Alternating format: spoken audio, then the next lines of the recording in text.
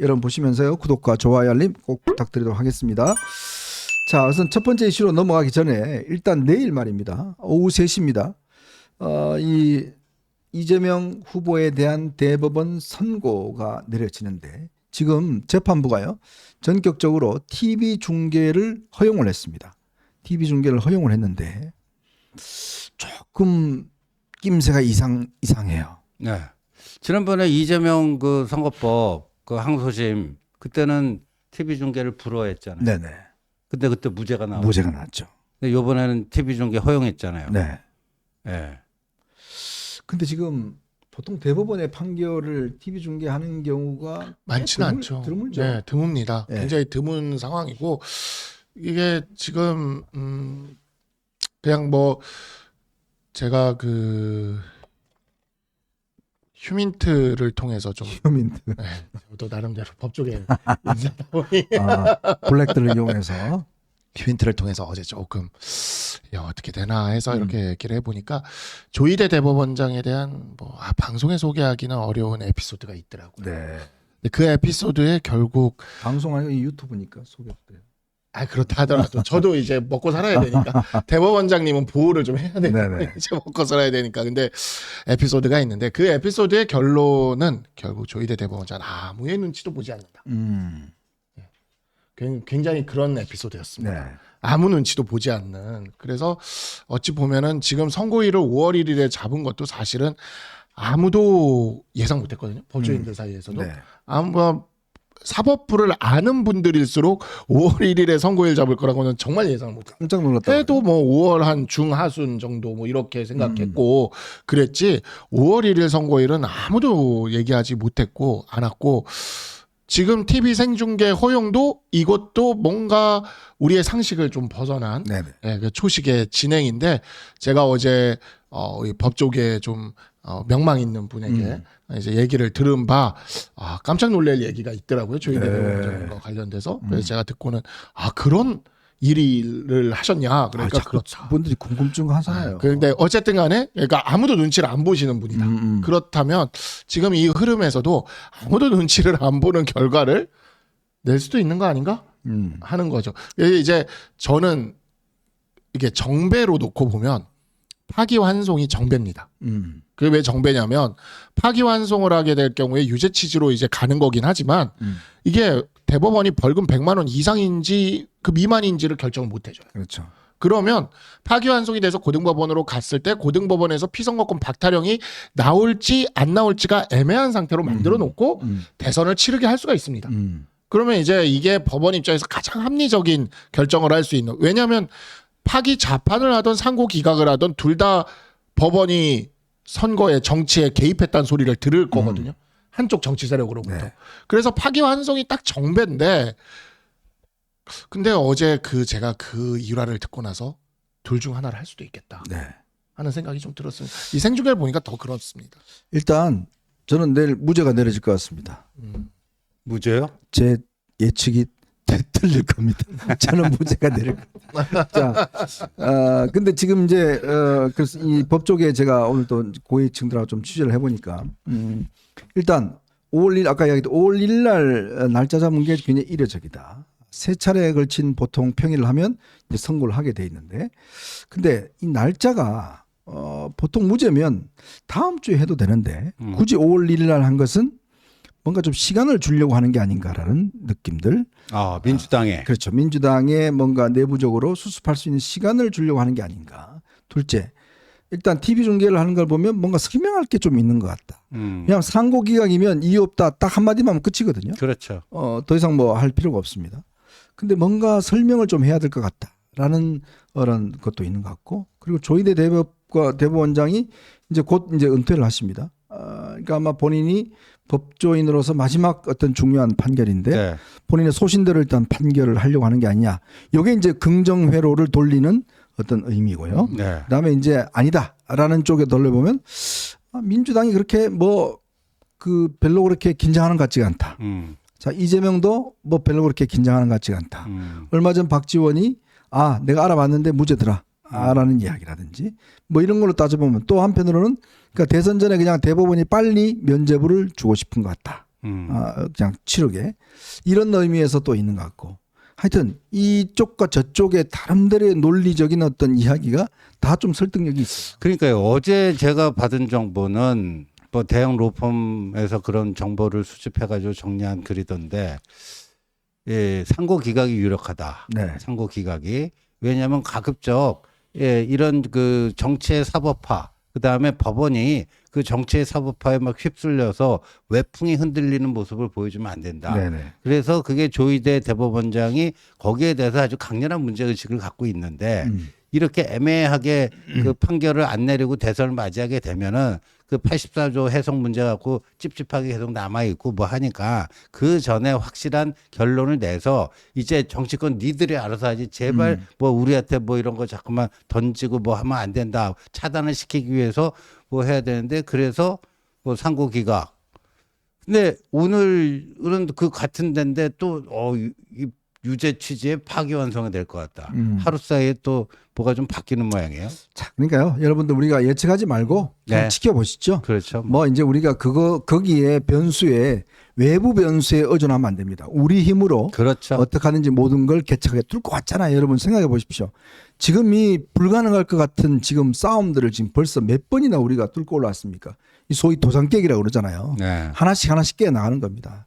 이 우리가 놓여진 앞으로의 문제 이것들 우리의 힘으로 다 깰 수 있다고 봅니다. 그러니까 내일은 그냥 편안하게 그냥 보시면 네, 편안한 될 것 같습니다. 마음으로. 이렇건 저렇건 간에 어쨌든 변하는 게 없다라고 생각하고 우리의 할 일만 알아서 찾아서 하면 될 것 같습니다.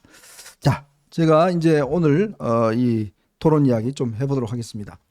자, 오늘이 이제 마지막 토론인데 꽤 오늘 분주하게 아침부터 움직임이 있었습니다. 오늘 제가 아까 말씀드렸듯이 홍준표 캠프에 있던 인사들이 오늘 대거 또 저쪽으로 넘어가서 김문수 지지선을 했고 나경원 의원이 또 지지선을 하고 오후 4시에는 보니까요. 뭐 자유대학인가요? 네. 뭐 그쪽에 또 윤통 관련된 그 청년들이 또 뭐 지지선을 하는 것 같아요.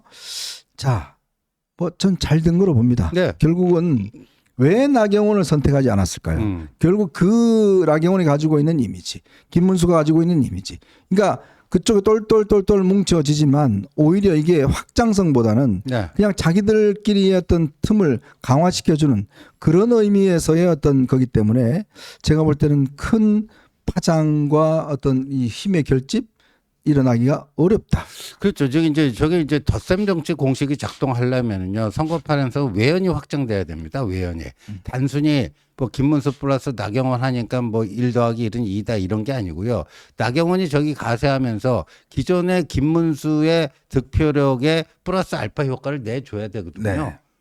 근데 나경원은 최근 행보를 보면 김문수보다 더 오른쪽에 있었잖아요. 그렇죠. 더 오른쪽에. 김문수의 오른쪽을 파고든 정치인이 나경원입니다. 예. 그리고 윤심파리를 제일 세게 했잖아요. 네. 네. 안무랑궁 궁금하지도 않는데 예, 4월 4일 파면 이후 대통령께서 나를 한남동 관저를 부르시더니 나 의원 이번에 꼭 한번 출마해서 좋은 성과 거두길 바란다. 이렇게 강권을 해서 내가 나온 거다. 그래도 또 드럼통에 들어가셨어요? 그리고 드럼통에 들어가고 뭐 하고 아유. 그러면 그다음 뭐 자유대학 거기 어떤 데인지 뭐 대학생들 그 윤통 부부가 그 한남동 관저에서 퇴거하던 날 그 과잠 입고 하고 포옹하고 그 세리머니 한 개몽된 친구들인데 대학생들. 예, 개몽령을 믿는 대학생들이 자유대학입니다. 그럼 뭐 나경원 뭐 같은 다 색깔이에요. 그러면 지금 극우적 인사들을 뭐 함께 한다. 그래고 플러스 표의 확장력이 있나요? 네. 네. 오히려 이쪽 중도 쪽에서 그래도 김문수가 좀 뭐 나이는 지그시 먹고 뭐 안정감이 있는 것 같은데 이렇게 생각하던 사람도 에이 저 보고 아니다 뭐 이렇게 할 수도 있는 거죠. 자, 그런데 이제 홍준표 후보 쪽에 지지했던 분들의 좀 변화의 조짐이 있는 것 같습니다. 홍준표 후보가 청년의 꿈이라고 그래서 아무래도 2030들한테 꽤 인기가 있었지 않습니까? 그렇죠. 근데 이제 2030들 그 갤러리가 있어요. 이제 홍준표 후보를 지지하는 갤러리에서. 근데 그 갤러리에서 지금 잇따라서 이 한동훈 지지를 선언한 그런 사람들이 꽤 있다고 그럽니다. 감독님 그 글을 한번 볼까요? 이 어떤 한 분이 글을 올렸는데 자기는 이제 그동안 홍준표 후보를 적극적으로 지지해왔던 그런 청년이다. 근데 이번에 쭉 자기가 이제 최근까지도 홍준표 후보를 뛰어서 지지를 해왔는데 제가 TV 토론 이런 걸 쭉 보니까 여기서 이런 게 있습니다. 잠시 이 자리를 빌어서 얘기를 해드릴까 그러면서 쭉 이제 글을 써내려가요. 17년도 대선 때도 이제 홍준표를 지지해왔고 거기에서 홍카콜라 받고 또 뭐 이런 쭉쭉 이제 좋은 글을 씁니다. 쭉 이제 홍준표 후보를 준평 뭐 지지하고 그 뒤에 뭐 쭉 이렇게 가요. 결론 부분 한번 볼까요? 결론 보면은 그러나 현 시점에서 국민의힘 후배인 한동훈과 마주한 시점에 교차하고 하기 동훈형이 해준 말을 보고 홍준표와 한동훈 그리고 시대적 교차점을 마주할 아는 우리 동훈형의 해준 말과 의미의 일과 일맥상통하다라는 이제 글을 올렸습니다. 네. 그러니까 사실 그 한동훈 바람이죠. 훈풍은 이제 바닥에서부터 불고 있거든요. 근데 지금 김문수 캠프에서 하는 아까는 그런 식의 저는 이거를 요즘 조립식 정치라고 네. 이야기를 요즘 하는데 이렇게 프라모델 이렇게 하면 조립을 이렇게 얼기설기 해가지고 조립을 하면 이게 만들어질 것 같다. 네. 근데 우리나라 사람들은 이런 조립식 정치를 안 좋아한다는 거죠. 이렇게 조립을 하게 되면은 1+1+1+1을 하면 뭐 4가 되고 5가 되고가 아니라 그냥 1이 된다라는 것을 네. 우린 지난 총선 때 개혁신당에서 봤어요. 그 뭐 보면은 이준석이 나가서 금태섭도 더하고 뭐 저쪽에 유호정도 데려와서 더하고 뭐 해가지고 정의당까지 다 더하면 큰 정치 세력이 될 줄 알았는데 그냥 세석으로 끝나지 않습니까? 그러니까 이와 같은 조립식 정치보다는 이렇게 바닥에서부터 올라오는 정말 그 민심 자체가 자발적으로 변화하는 거지 않습니까? 네. 누가 봐도 저러한 뭐 단일화의 그림은 만들어진 그림인데 저런 만들어진 그림이 아니라 이렇게 스스로 그냥 갤러리에 글을 쓰면서 그리고 커뮤니티나 이런 데서 이러한 것이 표현이 나타나면서 이 바람이 붙는 거죠. 근데 저는 이제 당협을 하고 있다 보니까 제가 저희 당협에도 단톡방이 있어요. 그 뭐 두근두근 박상수 해가지고 제가 선거 때부터 운영하는 단톡방이 있는데 그 분위기가 사실 그 지난 겨울과 비교해서 굉장히 많이 변화했고 특히 지난주 이후로 우리 당원들이 스스로 알아서 원래 그 단톡방은 틈만 나면 저보고 탈당하라던 단톡방이거든요. 진짜 지난 겨울 내내 박상수 아웃, 박상수 탈당해 이것만 제목은 두근두근 박상수인데 그래서 그러는 방인데 요즘엔 당원들이 알아서 한동훈 후보의 카드 뉴스 한동훈 후보를 찍어야 된다는 그 안내 그런 문구들 그리고 기사 뭐 여론조사 결과가 나온 기사들을 당원들이 알아서 공유를 해요. 제가 여기서 느끼는 거죠. 붙고 있다. 바닥에서부터 붙고 있다. 그 정치에서는 정말 저런 조립식 정치 우리나라 사람들 별로 안 좋아한다. 우리는 바람이 불고 있다. 이렇게 말씀드리고 싶습니다. 우리 제가 지원님한테 궁금한 게 하나 있는데 네, 뭐죠? 지금 뭐 다들 이 세간의 관심은 어제 이제 소위 찌라시라는 걸 통해서 네. 아주 구체적인 득표수와 함께 1등이 저 김문수다, 2등이 한동훈이다 이런 게 많이 돌아다녀서 네. 저한테도 아침에 무수한 많은 분들이 이제 확인 요청이 들어왔어요. 네. 우리 아무도 내부 사정을 아실 테니까 어떻습니까? 그 저희는 그 어제 뭐 그 구체적인 수치까지 적혀갖고 뭐 1등이 뭐 40 몇 %고 2등이 뭐 30 몇 %고 상당한 격차로 근데 그게 뭐 1위가 한동훈이라고 하는 찌라시 버전도 돌았고요. 네. 그 1, 2가 바뀌어서 1위가 김문수라 수치는 네. 똑같아요. 수치는 똑같은데 1, 2등만 바꿔놓은 그런 또 찌라시가 한번 돌고 근데 둘 다 그거는 사실 무근이고요. 네. 그건 진짜 찌라시입니다. 근데 이제 저희들이 이제 자체 파악하고 뭐 한 거로는 예. 한동훈이 1등한 건 분명하다. 한동훈이 1등한 건 분명하다. 왜냐하면은 최근에 그 전화 면접 ARS가 아니라 전화 면접 여론조사 네. 이거를 보면은 김문수보다 앞서는 게 대부분이었다. 전화 면접 여론조사에서는 김문수보다 앞서는 게 대부분이었고 이거는 그 상승세를 지금 타고 있다. 하루가 네. 다르게 우상향하고 있다. 그러니까 50% 여론조사에서는 조금 여유 있게 리드를 했고요. 네. 근데 이제 당원 투표에서는 워낙 아까 얘기한 그런 이제 한동훈은 끝났다. 저 배신자를 어떻게 찍느냐. 뭐 네. 어쩌고저쩌고 이런 정서가 일부 빠른 속도로 지금 개선 과정에 있지만 아직도 그 워낙 광범위하게 퍼져 있던 그거기 때문에 네. 거기서는 이제 처음에는 조금 밀렸죠. 네. 처음에는 밀리다가 이제 지난 주말 목금토 토론을 거치면서 이제 거의 따라잡은 형국 네. 뭐 그런 정도로 지금 파악을 하고 네. 있습니다. 예. 예, 여러분 그 뭐 다른 사람이 뭐라고 그랬다는 거 다 믿지 마십시오. 그거 다 아무 관계 없는 사람들의 이야기니까요. 그거는 뭐 지금 유튜브에서 하는 거 다 믿지 마시고 지금 제일 정확한 우리 지원님의 말씀만 믿으면 됩니다. 그리고요 네. 만약에 지금 쌍권 이 지도부는 그 한덕수 카드를 띄우고 사실 그거 월권 행위거든요. 그렇죠. 왜냐하면 후보가 결정되면 후보가 당무 우선권을 가지고 뭐 단일화 협상을 후보 중심으로 후보의 판단 중심으로 가야 되는데 자기들이 먼저 그거를 딱 뭘 정해놓고 그 틀로 후보 보고 들어오라는 거 아닙니까? 그거는 월권 행위예요. 네. 그러니까 그거는 뭐냐면 그리고 지금 우리 뭐 여러 가지 그 또 안테나 세워놓고 듣고 있는 게 있잖아요.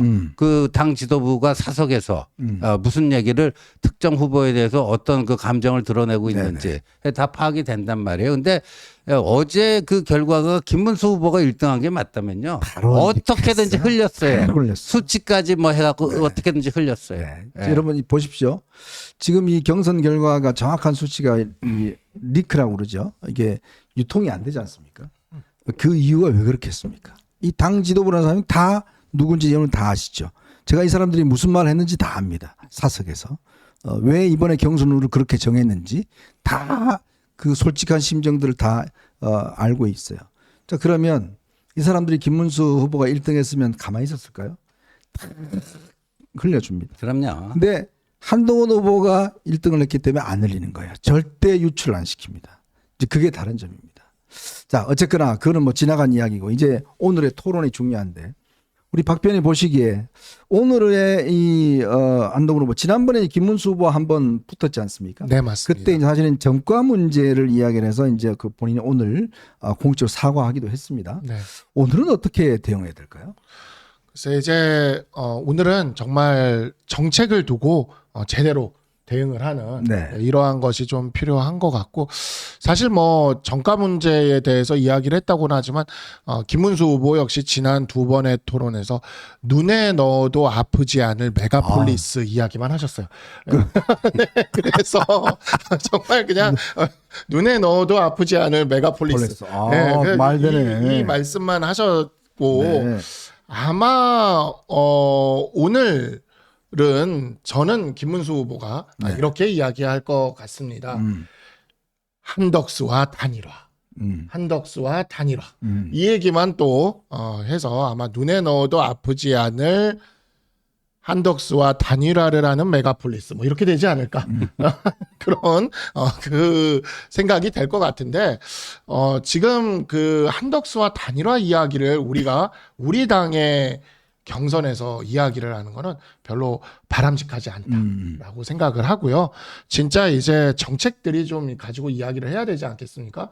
메가폴리스라는 것이 메가폴리스의 기틀을 만들어가는 그 규제 완화와 그다음에 투자 이런 것들에 대한 이야기지 2년 안에 메가폴리스 5개를 만들겠다가 아니라는 거를 누차 몇 번을 반복해도 그냥 우리가 흔히 그 논리학에서 얘기하는 허수아비 때리기 오류처럼 너는 2년 안에 메가폴리스 5개를 만들겠다고 한 거잖아. 그것도 신도시로. 이렇게 하면서 해놓고 1시간 내내 때리지 않았습니까? 네네. 그러니까 그런 식의 토론은 김문수 후보도 하지 않기를 좀 바라고 그리고 한덕수 단일화 이야기도 가급적이면 좀 하지 않고 정말 당원들과 국민들은 정책을 토론하고 싶어 하고 우리도 정책을 토론하고 싶어 하니까 그렇게 좀 했으면 좋겠다는 생각이 듭니다. 그러니까 결국은 이제 오늘 토론에서 제가 볼 때는 이제 그동안은 좀 공격적이었다면 사실 김문수 후보는요 사실 이분이 대선을 준비한 게 거의 없습니다. 네. 그리고 이미 십몇 년 전부터 사실상 정치권을 솔직히 떠나 있었어요. 네.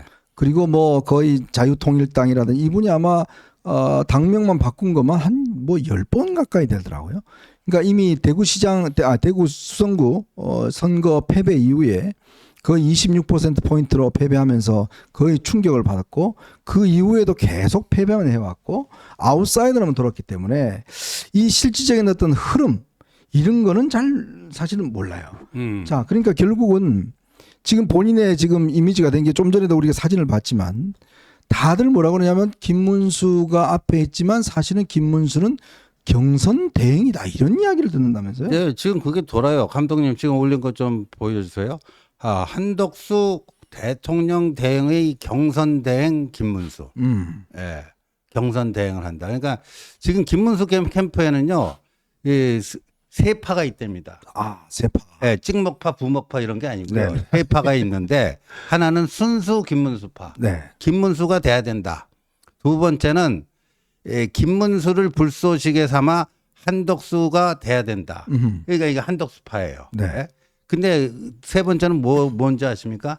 김덕수파가 있어요. 김덕수파? 김덕수파는 새로 생긴 조폭인가요? 아니 김문수랑 한덕수랑 단일화를 해갖고 되는 놈을 우리가 밀자. 이렇게 세 가지 라인이 있답니다. 네. 네.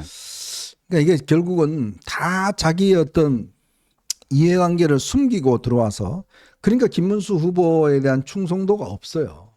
그러니까 오죽했으면 이 뭐 김재원이나 이런 뭐 당의 그쪽 캠프 핵심 관계자들 나와서 별로 그렇게 김문수에 대한 충성심이나 뭐 김문수랑보다 그냥 우리 내부가 조금 콩가루예요. 뭐 이런 이야기만 그냥 하는 거 아니겠습니까? 왜냐? 결국 이 사람은 아니고 우리는 이제 한덕수를 모셔올 거다. 뭐 이런 이야기를 하는 것 같은데.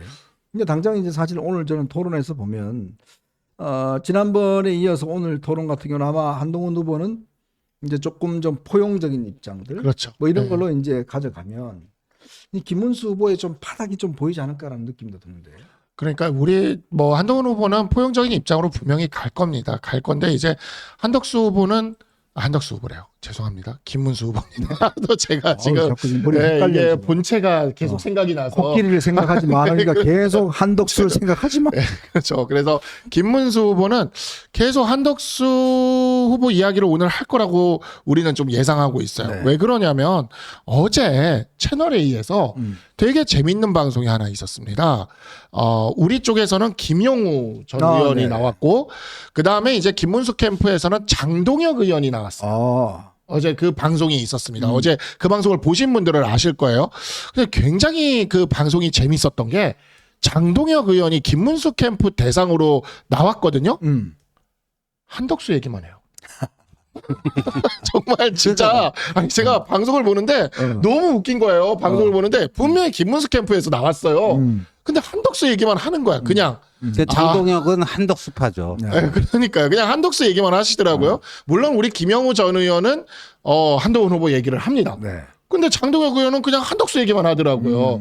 그래서 이분들에게는 이제 그냥 모든 게 다 한덕수에 가 있구나. 그러니까 지금 이분들의 생각은 김문수 후보를 잘 키워서 1등으로 만든 다음 콘클럽에 넣어놓고 자기들끼리 비공개로 합의해. 그래서 도장을 찍어서 콘클라베가 그렇지 않습니까? 비공개로 해가지고 흰 연기를 퍽 피우면 올리면 그런 다음에 이제 새 교황이 누굽니다 발표하는 거지 않습니까? 그렇죠.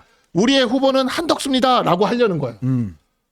그 이제 그런 거를 하기 위해서는 한덕수가 계속 나와야 되기 때문에 분명히 김문수 캠프임에도 한덕수 얘기만 계속하는 굉장히 독특한 저는 진짜 어제 방송 보면서 너무너무 재밌었어요. 그 근데요, 방송이. 지금 감독님, TV조선 그 단독 기사 지금 방금 전에 따끈따끈한 거 나왔는데, 네. 한덕수 권한대행께서 오늘 오전에 이낙연 전 총리에게 직접 전화를 했답니다. 예. 그래서 이낙연 전 총리가요, TV조선에 전화 온 것이 맞다. 한덕수 대행께서 식사를 한번 하자면서 며칠 날이 어떠냐고 했는데, 그날은 내가 지방에 있다라고 답했고, 그래서 일정을 잡지 못했다. 자, 첫 번째 정책보가 당구로 치면은 삑사리가 나버린 거예요. 예. 근데 우리 장동혁 의원은 한덕수를 그렇게 그냥 그 김문수 캠프 무슨 단장이라는 사람이 이렇게 띄워주고 뭐하고 하는데 정작 한덕수 대행은 민주당 사람들에게 밥 먹자 이러네요. 자, 그래서 자연스럽게 저희 두 번째 이슈로 한번 넘어가 보겠습니다. 여러분 보시면서 구독과 좋아요 알림 꼭 부탁드리겠습니다.